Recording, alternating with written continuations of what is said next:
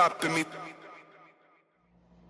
Grace and peace. It's the Dr. Nicole B. Simpson, CEO of Harvest Wealth Financial, just in case you didn't know, and the one that is bringing you some really good things about standing on business, because we're minding our business in 2025 and beyond, getting our affairs in order, letting people know that we are built for greater than what this country thinks of us. And so if we got to do it on our own, so be it. A little bit of housekeeping, because I wanted to let you know where I'm going to be. If you have not checked me out, if you don't know where I am, besides being on this podcast and YouTube, please always check out my website. It keeps my travel itinerary, because at the end of the month of August into September, I'm going to be in Atlanta, Georgia, so I hope I can see you there. In October, I'm coming to Chi-Town. I'm going to be at the CFP Board of Connections conference in the beginning of October. I'm speaking on the first day of the conference, so I hope to see you there. And there's a whole bunch of things going on in the state of New Jersey where you can catch me. I also want to say this.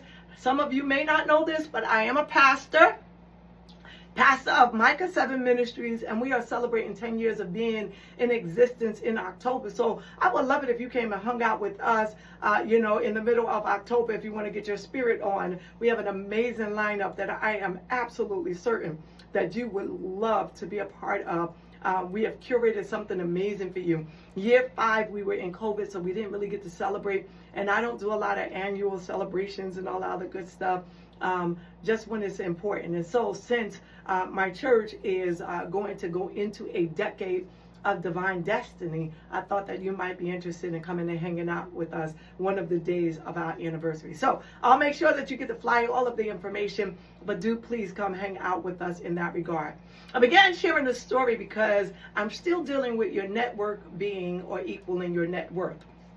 And I started to share a story about, at the time, his name was Sergeant DeLacy Davis. Today, he is Dr. DeLacy Davis. When I began to build post 9/11, my practice as CEO of Harvest Wealth Financial, I moved away from the business that had me at World Trade Center. And so prior to that, prior to me starting Harvest Wealth Financial, one of the things is I was a part of a team that we had $100 million in business, assets under management at that time. And 9/11 caused me to not only walk away from that, but to build a business that was really predicated upon helping us recover spiritually, economically, and emotionally. So it's spiritually, emotionally, and financially. That became my new edict or charge overall. And so that's why I really do the work that I do. And one of the things that I did was I cold called individuals that I thought was very important to me. The way that I left you the last time was that Dr. Davis said, you need to bring something into my community if you want something out of my community. And that was a shared value.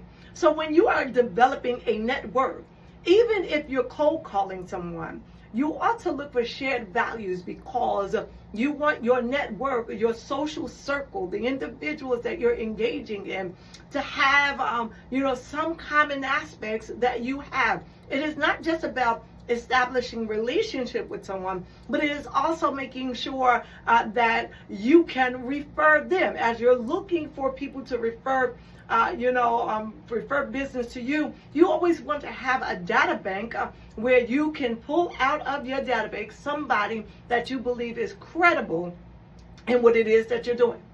So when Dr. Davis says, I need you to give my community something, I say less, because that's who we are. That's what it is that we do. And I had already had a curriculum.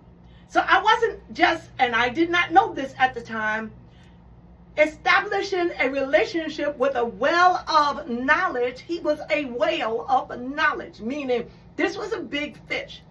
But your girl is a big fish too. So we understood from the beginning, we swim in the ocean and not in a small pond.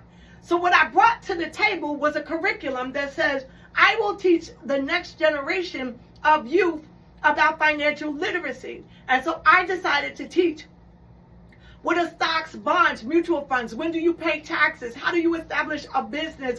What do you need to know about retirement? What does insurance look like? When I get my first job, what is it that I should be doing so that I can be financially free? All of the tools and resources that I'm giving to you today, how to find your skill, your talent, identify, curate it, make sure that it can be expanded into something more powerful. When do you need an education, in terms of what your vocation looks like, how to research those things.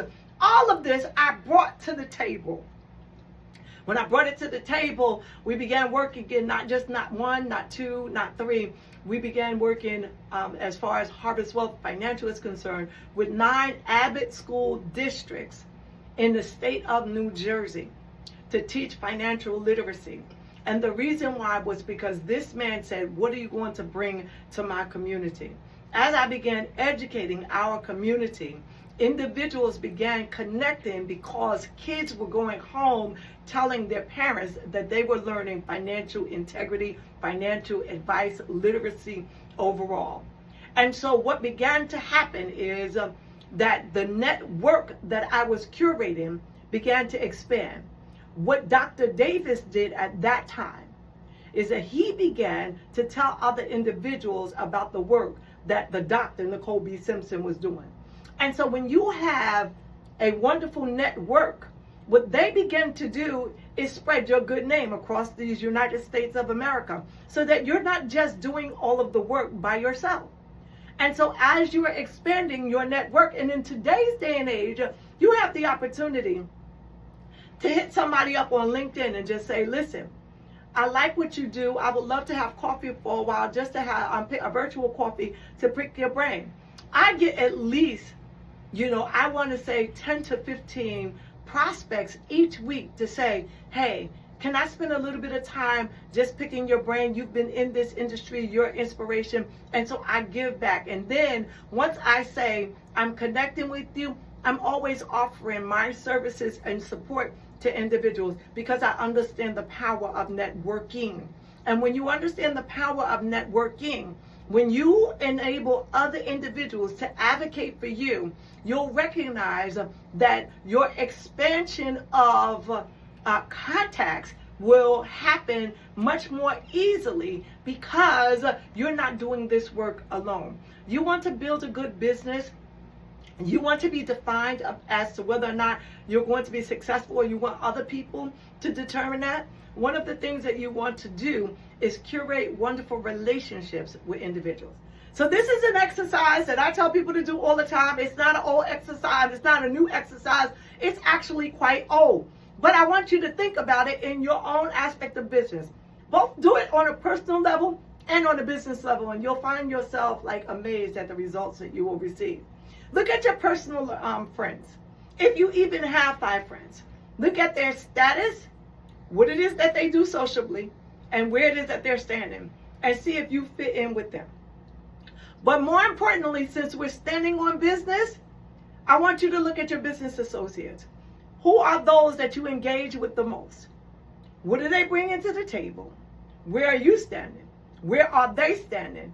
And is their network now officially your network? The reason why I talked about Dr. Davis is because he started off as a sergeant. I was a CFP at the time. We have journeyed and become really great friends. He is actually my best male friend, and I don't have a lot of male friends.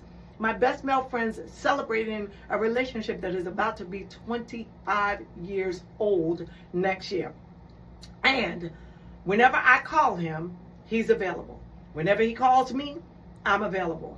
The work that we did almost 20 years ago landed me in Black Enterprise. And so when I talk about curating relationships, it is the work that you're capable of doing that may allow you to reach higher heights and deeper depths. But it all starts off with the power of one phone call. Make sure you like, subscribe, share, let everybody know that we're standing on business in 2025. I'm signing off, your girl, Reverend Dr. Nicole B. Simpson. Hope to see you around, as I'll be in Atlanta, and I will be in the Chi-Town if you don't catch me in New Jerusalem. See you next week. 0, 1.